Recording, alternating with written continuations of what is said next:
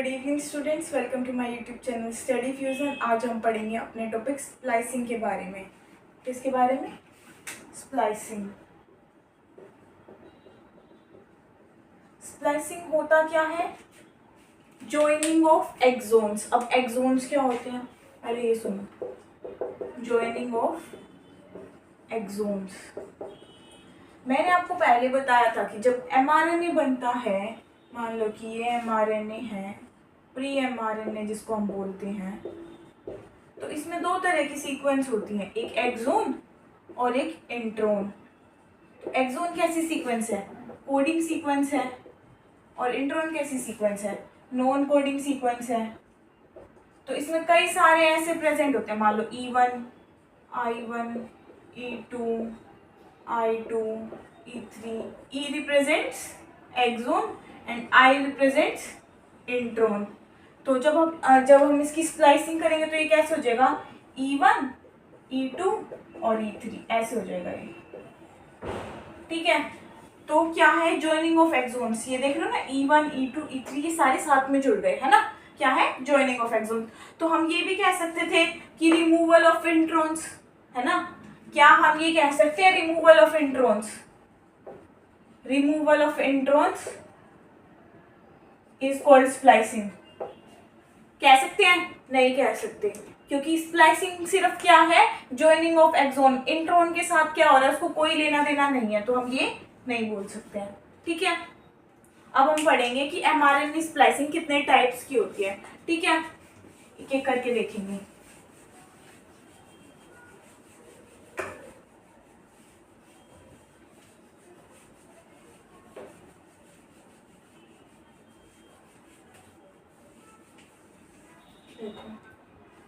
एक होती है सेल्फ स्प्लाइसिंग प्रोसेस। क्या होती है? Self splicing.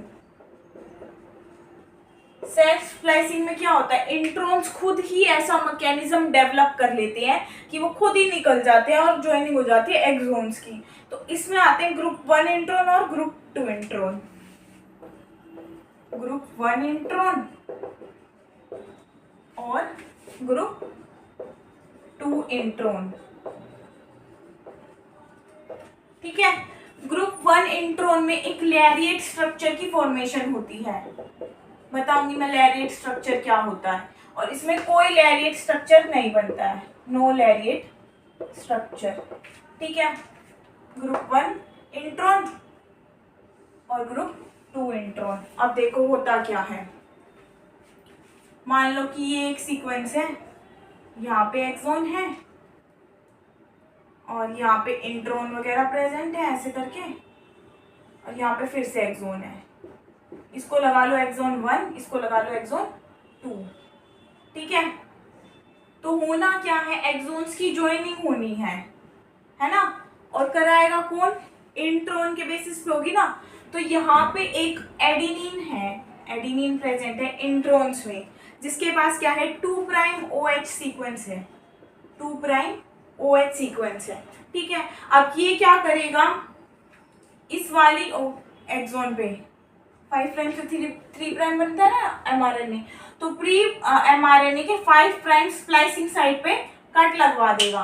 तो ये एक्सोन तो अलग हो जाएगा। क्या हो जाएगा? एक्सोन 1 हो गया अलग। ठीक है, अब क्या करेगा? जो ये वाला यहाँ पे जो 3' साइड है ना, वो क्या करेगी? वो कट करेगी। कहाँ पे? यहाँ पे। यानी कि ये एक्सोन भी अलग हो जाएगा। ये हो गया एक्सोन 2। अब यहाँ पे एक्सोन 1 और एक्सोन 2 के बीच में क्या हो जाएगा? फॉस्फोडाइएस्टर बॉन्ड की फॉर्मेशन हो जाएगी और स्प्लाइसिंग हो गई, है ना? हुआ क्या है? यहाँ पे जो एडेनिन था उसने 2' OH था, उसने कट लगाया 5' स्प्लाइसिंग साइड पे, एक्सोन 1 अलग हो गया। अब एक्सोन 1 पे जो 3' साइड है उसके पास भी तो है ना OH, वो अटैक करेगा एक्सोन 2 की स्प्लाइसिंग साइड पे, 3' स्प्लाइसिंग साइड पे, और एक्सोन 1 और 2 के बीच में क्या बन जाएगा? फॉस्फोडाइएस्टर बॉन्ड की फॉर्मेशन हो जाएगी। अब इसमें ये जो स्ट्रक्चर निकल रहा है ना इंट्रॉन्स का, वो कुछ ऐसे निकल रहा है, ऐसे। इसको हम बोलते हैं लैरिएट। किसमें? लैरिएट। यहाँ लिखा हुआ है ना लैरिएट स्ट्रक्चर। लैरिएट स्ट्रक्चर क्या है? इंट्रॉन्स ने बेसिकली एक ऐसा स्ट्रक्चर बना दिया। ठीक है, सेम चीज यहाँ पे हो रही है, ये एक्सोन है, ये इंट्रोन है, एक्सोन है, इंट्रोन है, यहाँ पे एक्सोन 1 लगा लो, यहाँ पे एक्सोन 2 लगा लो। ठीक है, हो क्या रहा है, यहाँ पे फिर से वही है, एडिनिन है, एडिनिन पे 2 प्राइम OH है, इसने यहाँ कट लगाया तो एक्सोन 1 अलग हो गया, इस वाली साइड ने यहाँ कट लगाया तो एक्सोन 2 अलग हो गया, एक्सोन 1 और 2 के बीच में क्या बन गया, फॉस्फोडाइएस्टर बॉन्ड बन गया, दोनों इकट्ठे हो गए, है ना। जो इसका ये निकला ना इंट्रोन वाला स्ट्रक्चर, ये लीनियर है, इसने कोई लैरिएट की फॉर्मेशन नहीं की है। आगे इतनी बात समझ में, क्या बताया मैंने, सेल्फ स्प्लाइसिंग में इंट्रोन्स ही एक ऐसा मैकेनिज्म डेवलप कर रहे हैं जो कि खुद ही अलग हो जा रहे हैं एक्सोन से, फिर एक्सोन्स तो जुड़ जाएंगे, फॉस्फोडाइएस्टर बॉन्ड की फॉर्मेशन हो जाएगी। ठीक है, तो एक एक्सोन यहाँ था, एक एक्सोन यहाँ था, ये इंट्रोन वाला स्ट्रक्चर है, इसमें एडेनिन है जिसके पास 2 प्राइम OH ग्रुप है, इसने 5 प्राइम स्प्लाइसिंग साइड पर कट करवाया, एक्सोन 1 अलग हो गया, एक्सोन 1 के पास जो साइड थी उसने यहाँ कट लगवाया, एक्सोन 2 अलग हो गया, दोनों के बीच में क्या होगी, फॉस्फोडाइएस्टर बॉन्ड की फॉर्मेशन होगी और दोनों जुड़ गए आपस में। साथ में जो इंट्रॉन्स थे उसने क्या बना लिया, लैरिएट स्ट्रक्चर बना लिया। इसमें सिर्फ इतना, ये सेम मैकेनिज्म है, बस इसमें लैरिएट नहीं बन रहा है। ठीक है, ये थी एक टाइप स्प्लाइसिंग की, सेल्फ स्प्लाइसिंग। अब और देख लो,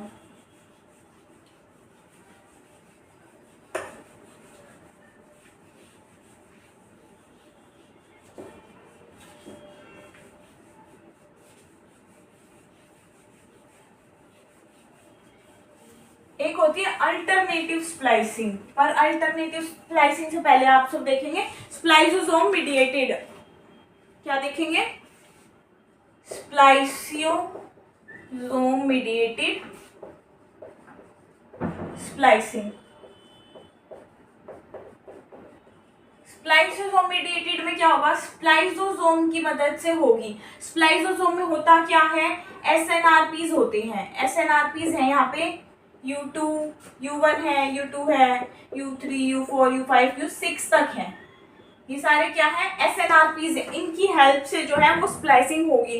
होगी कैसे, ये देख लो, ये एक्सोन है, एक्सोन है, फिर यहाँ पे GU सीक्वेंस है ऐसे करके, ठीक है, फिर इंट्रोन है, उसके बाद यहाँ पे एक सीक्वेंस है UYUARY, ठीक है, क्या है, एक्सोन है, GU सीक्वेंस है, इंट्रोन है, एक सीक्वेंस है, उसके बाद है AG और उसके बाद है एक्सोन 2। ये क्या है, एक प्री mRNA है ये एक।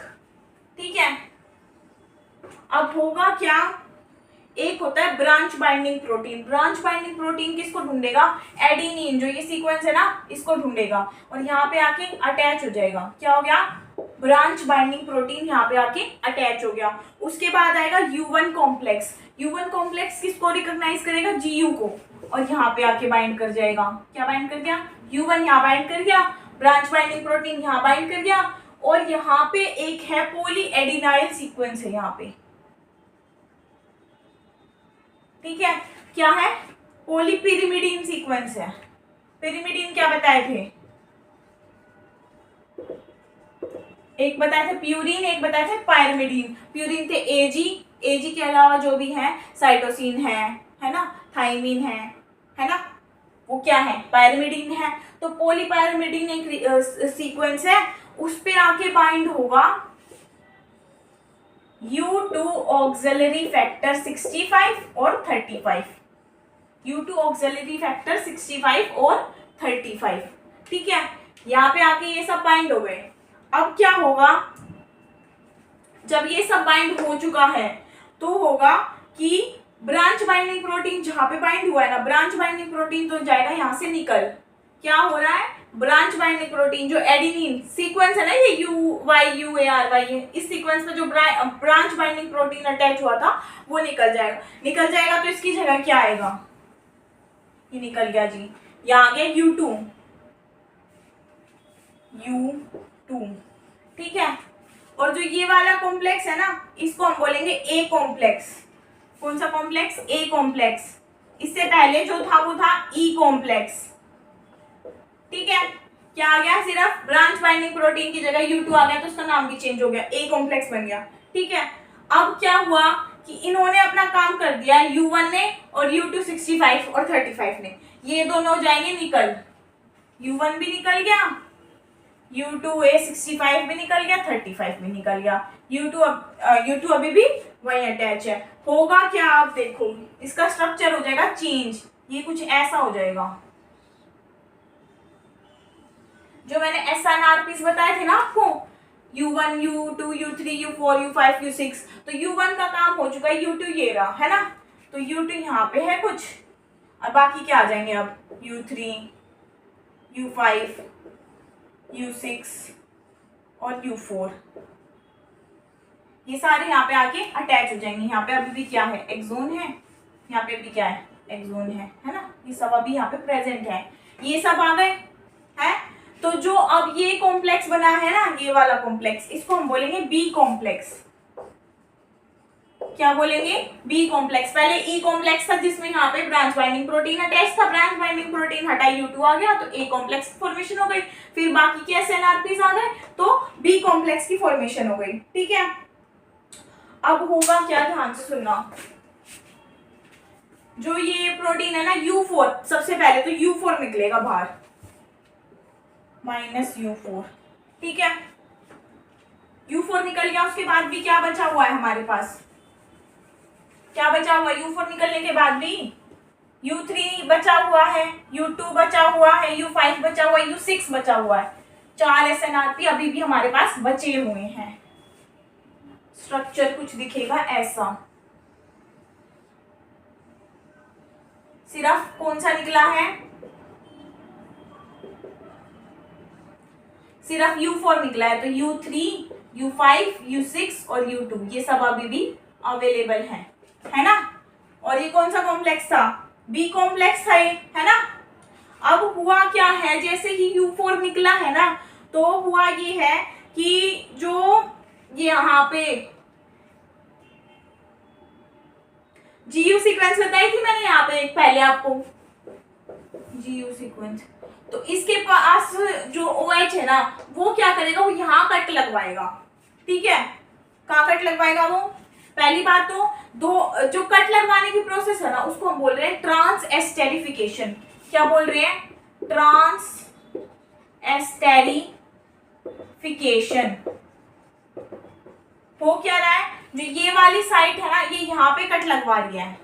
ठीक है, तो एक्सोन अलग होने वाला है, यानी कि इसके बाद ये ऐसे आएगा, ध्यान से देखना।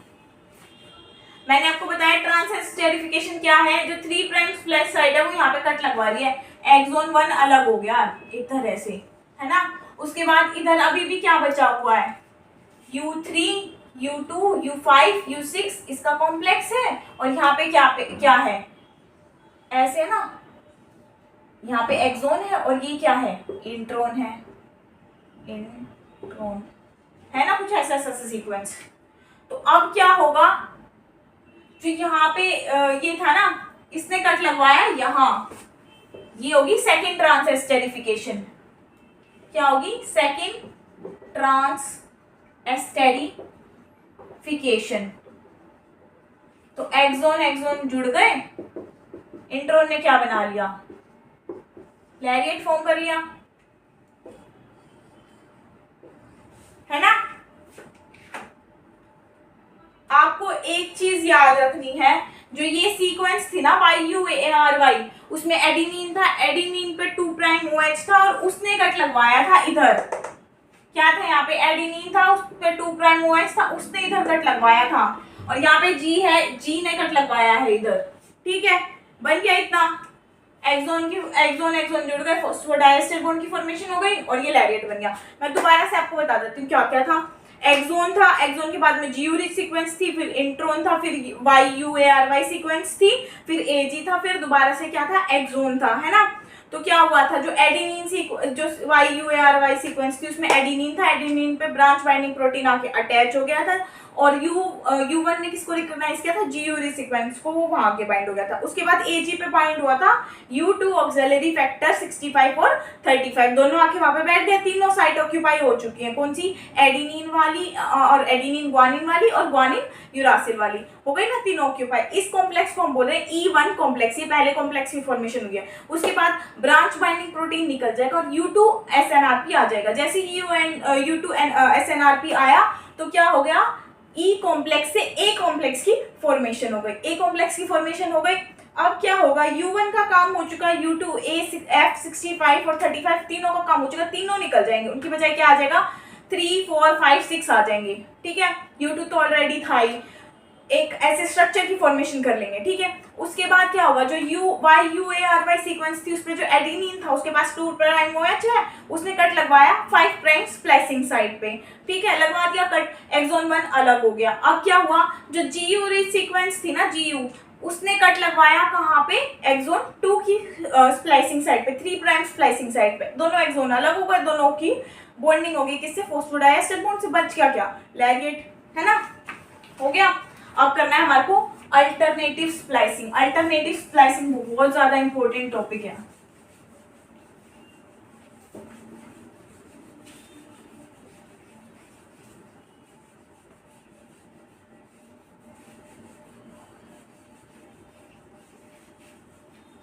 देखो, अल्टरनेटिव स्प्लाइसिंग, अल्टरनेटिव स्प्लाइसिंग, ठीक है। अल्टरनेटिव स्प्लाइसिंग होती क्या है, पहले मुझे ये बता दो।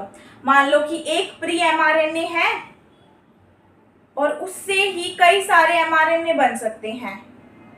क्या बन सकते हैं, देखो, formation of different type of messenger RNA from one pre messenger RNA। अब ऐसा हो कैसे सकता है, मान लो ये देखो, एक्सोन है, इंट्रोन है, एक्सोन है, इंट्रोन है और यहाँ पे फिर से एक्सोन है। ठीक है, मुझे ये बताओ कि अगर मैं कोडिंग सीक्वेंसिंग की जरा सी भी इधर उधर कर दूं तो प्रोटीन अलग अलग बनेगा, बनेगा। तो अलग अलग mRNA कंसीडर करेंगे, बिल्कुल करेंगे। मान लो मैं कह दूं एक्सोन 1 और एक्सोन 2 जुड़ गया, इन दोनों में आपस में दोस्ती हो गई, एक्सोन 1 और एक्सोन 2, ये एक mRNA बन गया। अब ये कहे भाई मैं फर्स्ट को इंक्लूड नहीं करूंगा, मैं तो अपने साथ किसको लेके जाऊंगा, 3 को लेके जाऊंगा, इन दोनों की बॉन्डिंग बन गई। तो क्या ये अलग mRNA हो गया, है ना। और एक्सोन 1 और मान लो एक्सोन 2 स्किप हो जाए, एक्सोन 1 और 3 जुड़ जाए सिर्फ आपस में, तो अलग mRNA बनेगा। कंसेप्ट क्या है, एक प्री mRNA है, उससे कई तरह के mRNA बन सकते हैं, है ना। तो अल्टरनेटिव स्प्लाइसिंग में पहले तो आपको याद रखना पड़ेगा कि कौन कौन सी इसकी डिफरेंट टाइप्स है। ठीक है,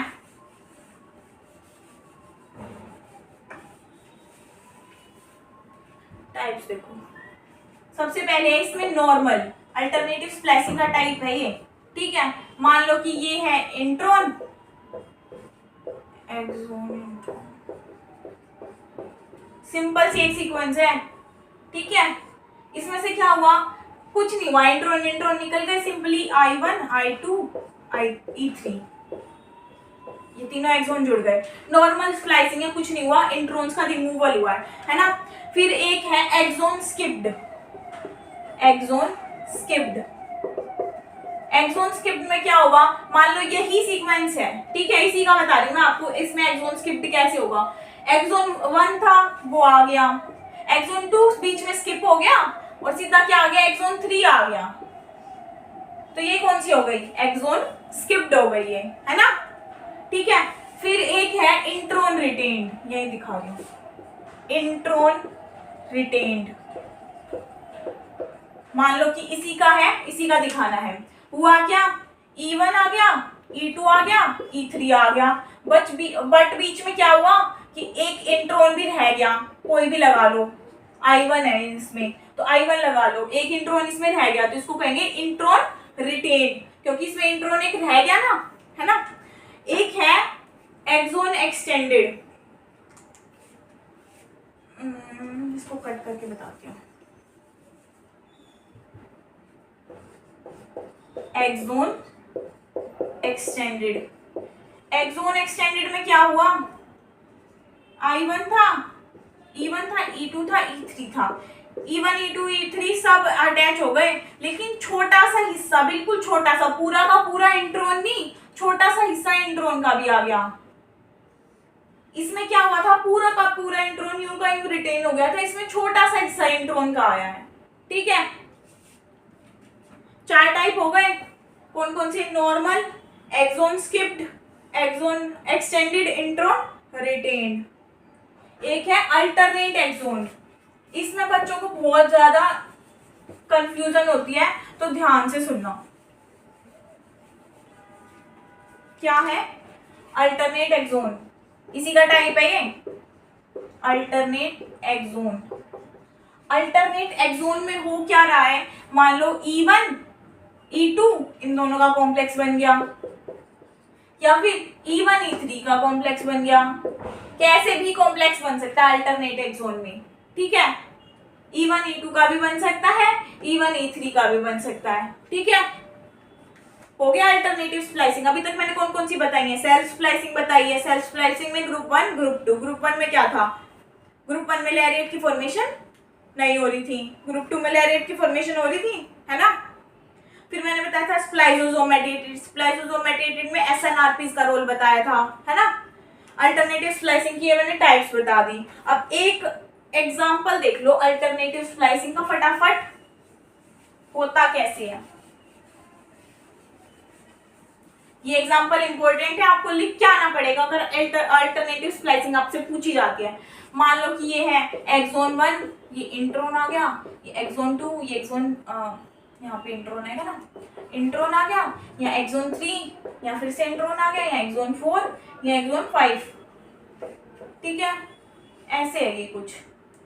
एक इंट्रोन रहेगा क्या, E4, और यहाँ एक इंट्रोन लगा दो। ठीक है, क्या है 1 2 3 4 5। अगर ये नॉर्मल स्प्लाइसिंग होती है तो क्या होता है E1 E2 E3 E4 E5, है ना। अभी है अल्टरनेटिव स्प्लाइसिंग। मुझे बताना है कि इससे क्या क्या किस चीज का एग्जांपल बता रही हूँ मैं अल्टरनेटिव स्प्लाइसिंग का। और हम ये देख रहे हैं मसल में। मसल का एक प्रोटीन होता है ट्रोपोनिन। ट्रोपोनिन किसका प्रोटीन है? मसल का, मैमेलियन मसल का मसल प्रोटीन, वो भी किसमें? मैमल्स में। ठीक है, अगर मैं कहूं कि मैं इसमें से एक एक्सोन स्किप कर देती हूँ, सिर्फ एक्सोन स्किप करने का ही फर्क है कि मैं कौन सा वाला एक्सोन स्किप कर रही हूँ। ठीक है, अगर मैं एक्सोन 4 स्किप कर दूं तो क्या होगा? अगर मैंने एक्सोन 4 स्किप कर दिया तो ऐसे बनेगा E1 E2 E3 E4 skip कर दिया, E5 बन गया। तो ये अलग mRNA है, ये बनाएगा अल्फा ट्रोपोनिन। क्या बनाएगा? Alpha troponin. क्या स्किप कर रहा है मैंने? 4th वाला स्किप करा है एक्सोन, है ना। अगर मैं कहूं कि मैं इसमें स्किप कर दूं थर्ड वाला स्किप कर दूंगी तो कैसे होगा? E1 E2 E4 E5, है ना, होगा ऐसे। तो इसमें बनेगा बीटा ट्रोपोनिन। एक ही प्री mRNA था, उससे 2 mRNA बने, 2 mRNA से 2 अलग अलग प्रोडक्ट्स की फॉर्मेशन हो गई। यही था ना अल्टरनेटिव स्प्लाइसिंग, बताया था मैंने। एक और रह गया, बस वो छोटा सा टॉपिक है इसी में स्प्लाइसिंग में, वो और देख लो।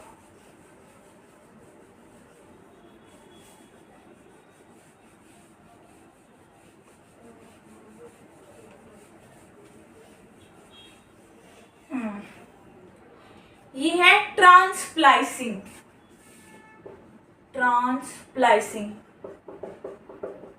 अभी तक जो हम एक ही प्री mRNA ले रहे थे ना, उसी से इंट्रोन निकाल रहे थे, उसी से एक्सोन निकाल रहे थे, जो कुछ कर रहे थे वो सिर्फ एक ही के साथ कर रहे थे, एक प्री mRNA के साथ में कर रहे थे। यहाँ पे क्या होगा? 2 प्री mRNA इन्वॉल्व हैं।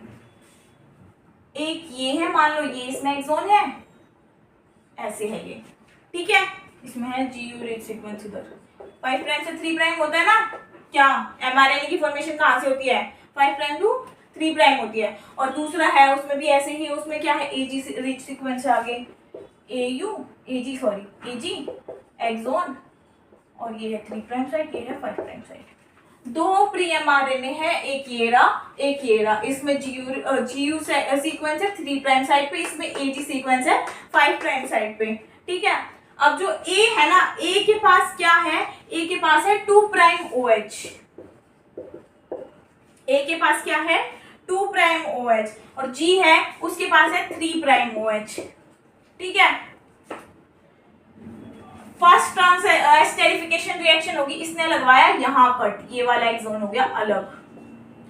ये जो 3 प्राइम है ये कहाँ कट लगवाएगा, ये यहाँ कट लगवाएगा, तो ये वाला एक्सोन हो गया अलग। ये दोनों तो ऐसे बन गए, एक्सोन 1 और एक्सोन 2। ठीक है, अब इनका देखो आप कि इनका क्या हो रहा है। यहाँ पे एक ए और है, उसकी है ये 2 प्राइम साइड, 2 प्राइम OH। तो ये ऐसे है, ए है, AG है, इसका 2 प्राइम OH है ना, और यहाँ क्या है, GU है। तो असल में हुआ क्या है आपकी बात, ये वाला जो GU है ना वो यहाँ आके अटैच होगा, GU यहाँ अटैच हो गया और उसका 3 प्राइम OH यहाँ अटैच हुआ क्या, एडेनिन के पास 2 प्राइम OH साइड थी, उसने कट लगवाया इधर 5 प्राइम स्प्लाइसिंग साइड पे। ठीक है, ये हो गया अलग, एक्सोन 1 हो गया अलग। फिर इसके पास था GU के पास था 3 प्राइम OH साइड, इसने इधर कट लगवा दिया, एक्सोन ये भी अलग हो गया, एक्सोन आपस में जुड़ गए। अब ये जो ये वाला वो था एडेनिन, उसके साथ में क्या जुड़ा हुआ, एडेनिन और गुआनिन, उसके पास क्या है 2 प्राइम OH, वहां से क्या अटैच हो गया, GU और उसके साथ में 3 प्राइम OH यूं का यूं इसका अटैच हो गया, जिसको हम बोलते हैं वाई शेप्ड स्ट्रक्चर की फॉर्मेशन हो रही है। ये वाई शेप्ड स्ट्रक्चर, ये जब आप 3D में बढ़ाओगे ना तो दिखाई देगा, ऐसे तो नहीं दिखाई देगा वैसे। ठीक है, क्या है ट्रांसफ्लेसिंग में, दो अलग अलग हमने ट्रांसक्रिप्ट ली है। ट्रांसक्रिप्ट किसको बोल रहे हैं, एक ये ट्रांसक्रिप्ट है, एक ये ट्रांसक्रिप्ट है, मतलब 2 प्री mRNA है वो हमने लिए हैं और उससे एक्सोन्स आपस में जुड़े हैं और साथ में वाई शेप्ड स्ट्रक्चर की फॉर्मेशन हो रही है। ठीक है, क्या क्या बताया मैंने, एक तो स्प्लाइसोसोम मीडिएटेड बताया, ग्रुप 1 ग्रुप 2 सेल्फ स्प्लाइसिंग बताया, अल्टरनेटिव स्प्लाइसिंग बताया। अल्टरनेटिव में क्या बताया, normal, intron script, exon extended, alternative exon, और एक और बताया था एक्सोन स्किप भी बताया था ना शायद, या फिर इंट्रोन रिटेन्ड है ना, और एक है alternate exon. 5 type alternative splicing में होगी। अल्टरनेटिव स्प्लाइसिंग में आपको अल्फा ट्रोपोनिन और बीटा ट्रोपोनिन का मैंने एग्जांपल भी बता दिया है ना। ग्रुप 1 ग्रुप 2 क्या था, सेल्फ स्प्लाइसिंग था, स्प्लाइसोसोम मीडिएटेड बता दिया, SNRNA से होता है, SNRP से होता है। और ये कौन सा था, ट्रांसप्लाइसिंग, जिसमें 2 mRNA, 2 प्री mRNA मत बोला, प्री mRNA वो कब बनेगा, स्प्लाइसिंग के बाद बनेगा, तो ये बता दिया मैंने। ठीक है, स्प्लाइसिंग में इतना ही था, आज के लिए इतना ही, मिलेंगे नेक्स्ट क्लास में, बाय।